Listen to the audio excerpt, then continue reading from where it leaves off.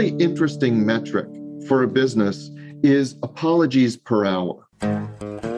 Business is messy and unpredictable. Sometimes lonely. So lonely. So lonely.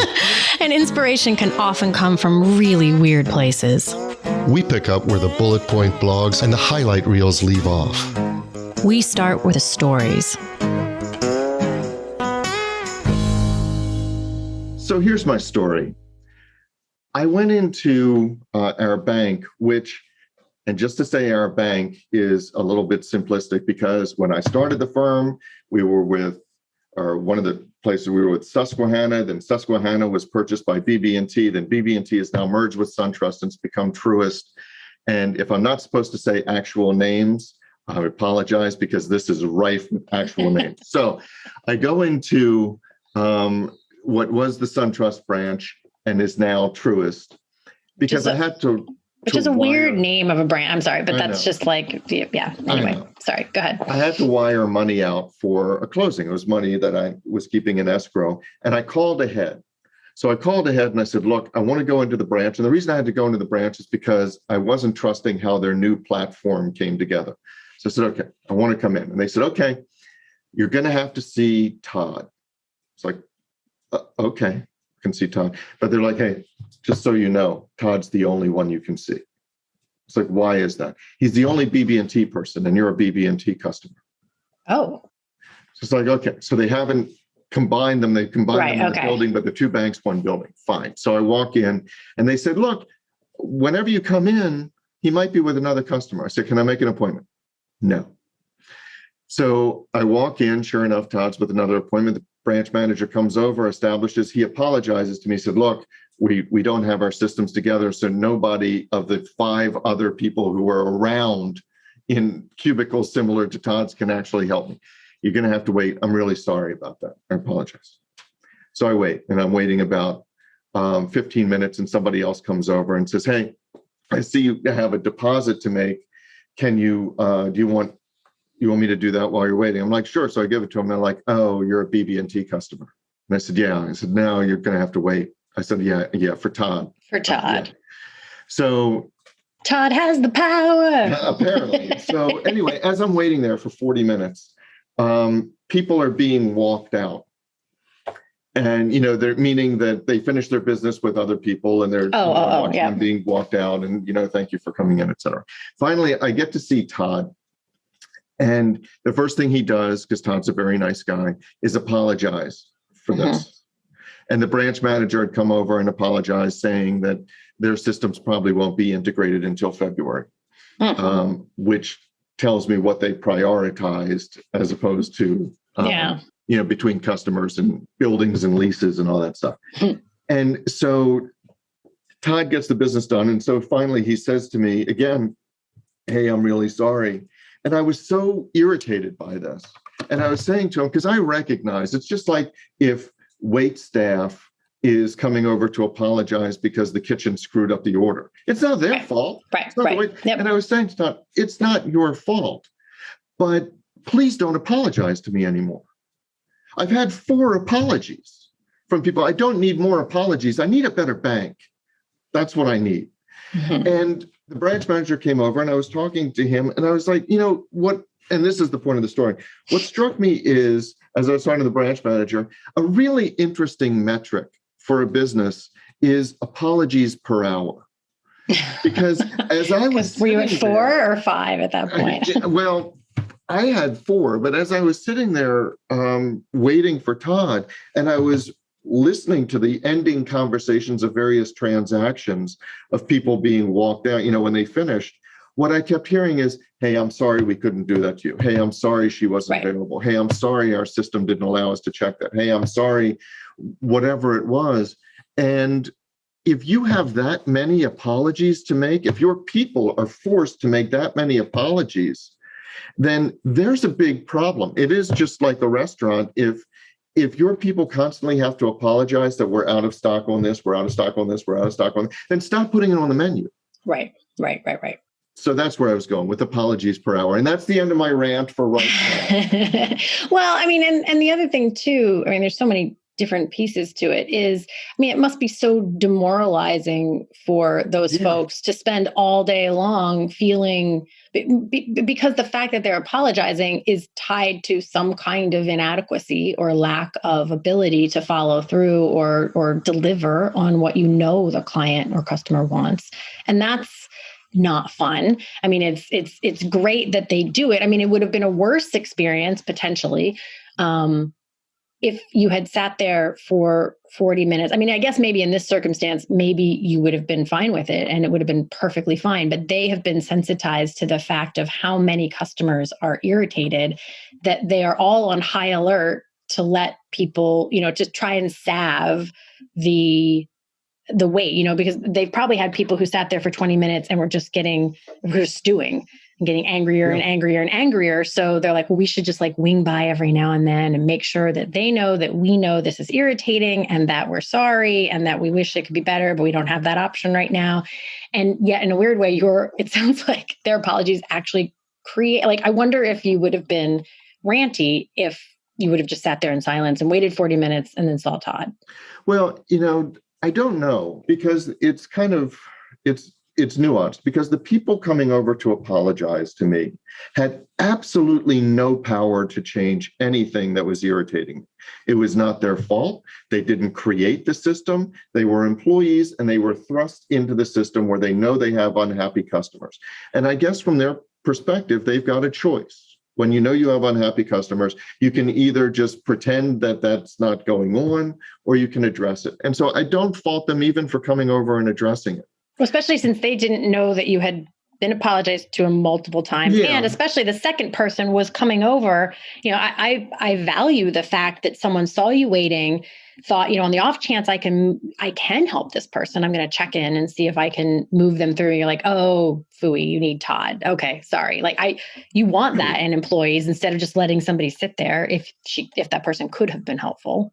Right. So I don't really fault that. And it may be that because of the way, because of what you and I have been doing for a couple hundred episodes, we talk about business models, we talk about how businesses are structured and approach various things, that's always on my mind. And I'm sitting there watching a bunch of people in this bank that have no customers, that are kind of waiting for the phone to ring or somebody to walk in.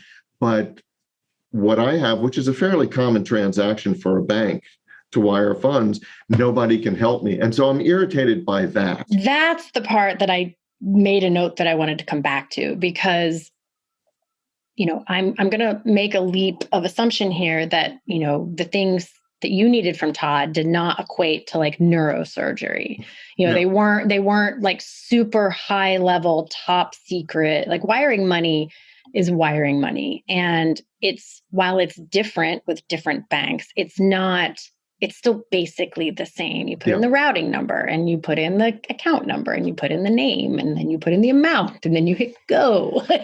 So that might be slightly different. So knowing, I to your point, monitoring apologies per hour, it really is a canary in the coal mine kind of thing of there's a thing here we should probably fix. Like how hard would it, of course, not knowing the barrier, I'm trying to quickly think of any valid reason that, because if it's just an issue of training, let's break it down into pieces. If it's just an issue of training that would keep somebody from being able to do that task for you, then that's inexcusable. Like someone Todd over his lunch hour could show someone else how to do it.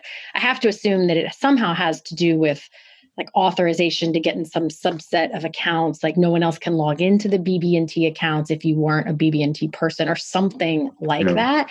But even that, especially when I've been in on a fair number of integration planning meeting conversations, and especially when we're not going to be able to be fully integrated until next February. This is going to be it's not like people have to wait 2 weeks to get over this irritating circumstance. It's going to be months, and we could lose customers in this time because it's a pain.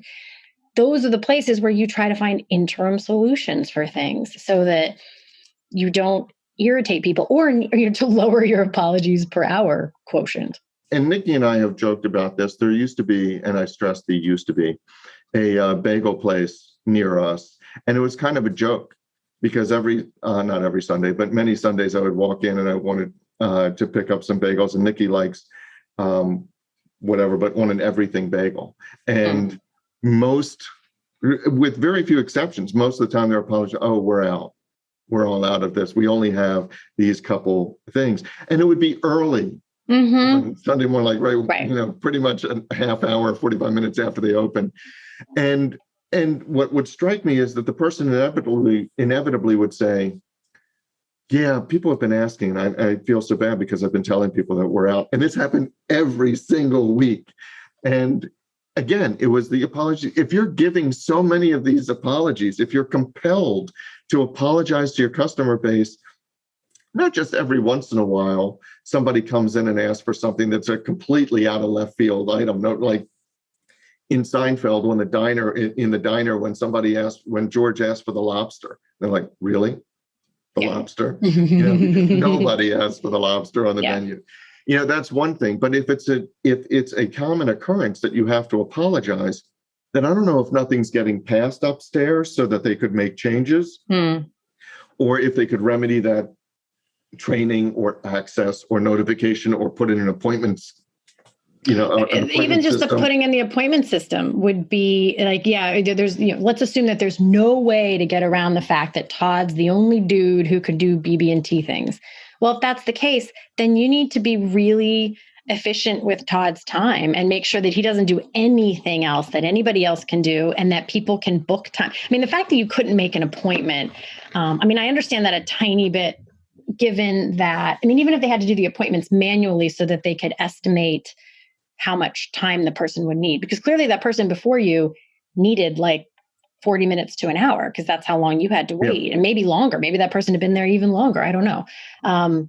So that's a big deal versus, I don't know how long you were in there, but I bet it wasn't terribly long. No, it was very quick once we got started. Right. So like there could be kind of like with hairstylists, you have a certain length appointment if you have short hair and you just need to trim, versus if you're there for cut and color and highlights and, all that other stuff, they book you for like 3 hours versus half an hour. And so, there are just so many ways that could be made better. And the other piece, though, that I think is important is that sort of separation of where the solution comes. So maybe the employees can't, it's two things. It's maybe the employees can't cause, the system to be made faster. Maybe they can't solve any of the problems that cause the solution, but they could internally on their own, or even if you're just Todd, like Todd as a person, if I was Todd, I could set up my own appointment system just on my own. Calendly is and have people book appointments, or just, make that an option, knowing that my time was limited and hard to get to. Okay. And that's true in many situations, but it may not be for Todd, because there was one issue. This was the second wire I sent in 2 weeks. Okay. So the first one that I had gone into the branch to send, it just so happened that it wasn't Todd. It was another person there who was the BB&T rep. She was free. So I walked in, sat down, we're getting the wiring stuff together, and somebody stuck their head in to the cubicle and said, hey, I'm really sorry, but there's a BB&T customer at the drive-through. Meaning that this woman that I was dealing with, she was the BB&T person. She had to go and do this transaction at the drive-through because there were cars piling up. So if you come through the drive-through, you get immediate attention as a BB&T. Apparently. Their systems are that separate. That makes no sense. That's my point. Because the things you do in a drive-through are just like they're drive-by transactions. They need like 45 seconds, and they can't do that with a BB&T without being. Our listeners, I'm so confused. Our listeners may think that we approach each episode with, what's the larger business lesson? What do we really want to convey from a business perspective? But no, I approach this story solely to rant about BB&T truants. Well, so, I'm sorry to disappoint you, but I was just about to sort of take it and know what's the larger business lesson here, which is topics about things like culture or engagement. Some of those words that get thrown around at a really big level in companies are often so unwilling to look at the level of detail of where that stuff lives sometimes. And these kinds of things, it's I used the word demoralizing before. It's brutal to have to be like, yeah, sorry. Like, yeah, so yep. I know it makes no sense. And it's really embarrassing that I can't fix this for you because you are absolutely right that it is nonsensical. And you put somebody in that situation. I don't know how long they've been in that situation, but that they have no hope out of it until February. That's where you end up with. And then they'll be like, why is engagement so low? You're like, because you've introduced this thing that makes their everyday life feel not fun and yucky. And that stuff matters. It really, really matters. And I know how much there is to think about when it comes to integration. I don't think anybody ever really, really gives it its due about how hard it's going to be. It's kind of like having kids. You have your first kid, you know how hard having an infant is. I don't know a single person who, when they had their second kid, wasn't like, oh, it'll be fine. Now we know what we're doing. Like, you completely underestimate what it's like to have an infant. Even if it's like your fifth or sixth one, it's still like, oh my gosh, I'd forgotten how all encompassing this is. And I think integrations are kind of the same way. There's so much to think about. There's so many things that should be easier than they are. There are just weird things that glom up the systems, and they really are tricky. But so I empathize with how much there is to think about. But when you have not thinking through that kind of stuff of what situations are we putting our employees in that they're going to have to deal with every day for months and months and months, and we're not going to give some kind of remedy or solution or temporary Band-Aid that like makes it a tiny bit better. That's what if that woman you were dealing with couldn't step away? Like, are they just going to tell the person in the drive-through, you can't come, I can't do this for you right now, or pull over and we'll be with you in 10 minutes? Or, I don't know how they work it, but and I want to get back to one thing you said, but before doing that, you had mentioned about integrations, and even, if you have your second kid, you don't realize the raising an infant. And I also think integrating that other life form into the family. And so what I'm interested in, because I know what my experiences have been, and yours, but what experiences our listeners have had as far as integrations, whether it's mergers or just bringing in significant new employees or different roles or what have you. So I'll tell you how you, yes, please. So the fastest way to weigh in on that conversation with us, you can go to our website, sohere'smystory.com. You can click on the link to join the Facebook group if you aren't already in there. But if you are already a member, it will take you straight there, or you can just find it in Facebook.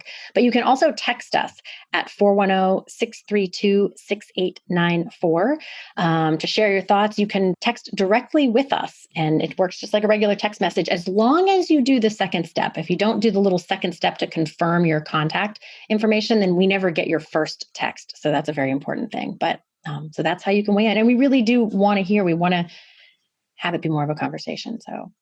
Yeah. And so what you were talking about, I was really looking at it from the customer point of view, but I think you're absolutely right. The issue with the apologies per hour, because as you said, it's so demoralizing. It's got to be so demoralizing. It's on both sides of that transaction. You've got people who would do anything, I would think, to find another paycheck with a different organization where they didn't have to constantly explain how they're letting their customers down. So you're losing people on both sides of the transaction. Yeah. People like me are going to look for another bank or look for another bagel store or look for whatever. And the employees are just going to go elsewhere because it's got to make you feel horrible. Yeah. At the end of the day, that people out there, a lot of people who walk through the door think you did a bad job and it wasn't even your fault. Right. Well, hence so if you could track, because I know we're being half joking about this like apologies per hour thing, but if you tracked it, I bet it does that like it's like the opposite of the almost like an exponential thing where people start to feel bad And then like that, whatever word you want to use, like that insecurity grows, or that awareness, that heightened awareness. It reminds me a lot of, if you ever read about like trauma responses from like attachment theory I learned about in college, of, people who have like alcoholic parents or emotionally abusive parents or whatever. They get like super hyper vigilant about scanning the area, and like, is someone upset? Is there something I need to do? Do I need to fix the thing? And they can be very like quick to apologize or explain, or, whatever. And so I can imagine those employees, like in the beginning, you might have had to wait for Todd and no one would have come over and talked to you. Same situation, but then complaint, bad day, where you just have like angry customer. And then all of a sudden you're like, oh my God, I bet they're all upset. And I have to make sure that like that one just sighed heavily. I should go check on him. He's probably mad. And so I bet you there is this, like, you're sort of tracking it as like, oh, they're going up. And then I bet it goes swoosh, of where it becomes overly done, which is kind of your experience, where everyone is watching for, we should come over and apologize. We should apologize to that guy, so he knows that we're aware that this is problematic. And when we're talking about the apologies per hour, in different businesses, there are different apologies that you find yourself making and that you can be sensitive to. And I've mentioned this on the show before, that one of the things we teach, and we're not 100% on it, because I'll get an email every once in a while that shows that I didn't do a good job on this. But if a client asks us, so where do we stand with this? When do you think this is going to be finished? Or how's this going with X, Y, and Z? Or what's going on with this project? If they ask, that means a failure on our part, because we should have not only managed their expectation, but let them know, been proactive, saying, hey, I know it's been this and a couple days or a week or whatever it's been, this is what's going on. We didn't give them a status report to meet their needs before they had to express them to us. And because if you think through that email, hey, where do we stand with this project? One of the natural responses in reply would be, I'm sorry I didn't get back to you earlier. Well, we don't want to have to make that apology. What we talk about is we should really anticipate that this person and ask the questions at the beginning, so we understand when they reasonably expect that this will be finished, or what their expectations are, so that we can communicate with them in alignment with that, so that if it's going longer, or if we're approaching the time when they think it should be finished, we give them an update so they're not wondering. Yeah, I don't disagree with that, other than maybe just the slight tweak that it might. But I mean, that's part of communication. I mean, even if you have those conversations, they might be asking for a rant. I don't think it always equates to failure, I guess. It doesn't always, but it's worth considering. If somebody says, hey, how's it going? And what do you think is the ETA on this? Then maybe, not always, but maybe we could have done a better job in communicating with them so that they didn't have to wonder. Yeah, well, and that brings up a really excellent point here, I think, which is there's a whole other layer that we've talked about, what Todd could do, what the bank could do but there's also the whole communication thing of I'm assuming, and then there's one other point I do want to make. I'm assuming that you have not been getting some kind of communication from this new bank that says, hey, as we integrate, be aware that our systems are not completely together. I'm making things up. If you come through the drive-through, there's there will be a BB&T. If you're a BB&T customer, please make sure to come on Tuesdays and Thursdays or something, because that's when we'll have people who can regularly process or you'll get the fastest service on these days or at this time or whatever. Some sort of way to just even give a heads up of like, this is a problem, and then it would potentially get in front of things. I don't know, maybe not. But I do also think there was something you said at the very, very beginning that also another place communication could have been of value, which is, it's interesting you said, I don't trust their new platform. So you could have actually done this online in theory, no, right? I don't know. I don't know if I could have or not, because they've said they're still getting their platform together. They're still, and that's the whole February thing. Their whole platform won't be integrated. Gotcha. And you're right. They've communicated enough instability that when I'm dealing with a couple $1 million of clients' money, I don't want to just guess that it'll be okay. You're like, that seems like it worked. I don't know. Seems like it'll be I'm fine. sure it's It'll fine. be fine. So if I need 100% reliability on these transactions, because it's not my money, it's my client's transaction, my client's money, and I'm not allowed to guess, then yeah, maybe somebody from Truist would say our platform could have done that. But because of the way they presented everything, and because even their branch manager saying it's not truly integrated till February, maybe it could have. Yeah, no, I hear. I had a similar experience, interestingly, with a bank where I needed to put money in the account from outside, and you used to have to call in and do this whole thing. And the lady said, by the way, now you can do it online. I'm like, that is fantastic, because I hate this, like having to call in and do the account numbers and all that kind of stuff. And so I went online to do it. And the first part all made sense. It was, name, bank account, whatever. And then there was this choice that said type of account, and it was a drop down menu. And it just had 3 digit choices, like 10, 20, 25, and 30 or whatever. And they were clearly codes for something, but I was like, okay, I don't know what my choices are. And so I called her back. And the funny thing is, it's almost like the lack of apology, because I called back and I said, and waited on the thing like I had to. You have to wait a long time to get somebody. And so I actually got the same person, I think. And she said, well, what kind of, is it a checking or savings? And I said, checking. She said, well, then you pick 10.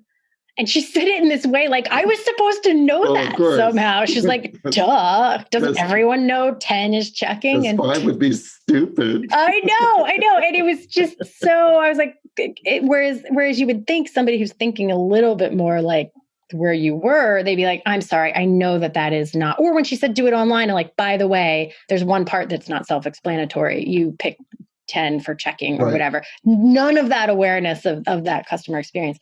But just as we wrap up here, it interestingly, what you were saying about millions of dollars of a client company, like the reason that had so much value to you, and the reason you took your limited valuable time to go drive there, sit there for 40 minutes, like why this matters enough to be ranty, is you're trying to minimize the apologies that you have to say to your clients. I mean, so this, I really do, I know you sort of love that, the quip of like apologies per hour is a fun thing to talk about, but I really do think that there's value there of ranking, like how often are you, because you don't want to be doing any, right?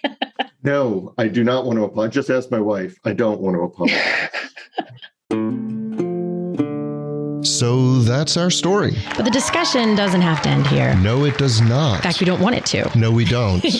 That is why we actually have our private Facebook group, which we started to make sure that we could get your comments, your rants, your thoughts, your stories. Your stories. You can find links to that group as well as show notes and links to subscribe via email and how to find us just about anywhere you can possibly find podcasts at sohere'smystory.com. And you can also find us on Facebook and Twitter at SHMS Podcast. And since we know it takes a village. Yes, it does. We'd like to thank our village, our super talented, incredibly patient team. And occasionally snarky team. Yeah, but in the best of ways. In the best Lovingly of ways. Snarky. Yes. Good mockery. So a huge shout out to the people who actually help us produce our show. First, our sound engineer, Tom Hansen. Thanks to Christy Schmier for our brilliant show notes and all the other fantastic writing she does for us. And to Taylor Mathauer for doing just a little bit of everything. Including wrangling us. Which is no small feat. No, it's not. This is Jody Hume. And I'm Elliot Wagenheim. And you've been listening to So Here's My Story.